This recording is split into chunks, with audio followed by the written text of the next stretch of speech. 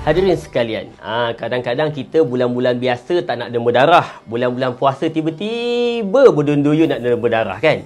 Lepas tu semua nak tanya, batal tak puasa? Jadi jawapan dia hukum demam berdarah ni tuan-tuan hadirin hadirat sekalian, kita ambilkan kias pada asalnya daripada hukum berbekam.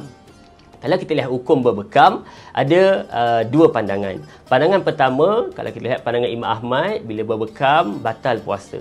Adapun pandangan yang jumhur, Imam Abu Hanifah, Imam Malik dan juga Imam Syafi'i, sah ataupun puasanya tidak batal.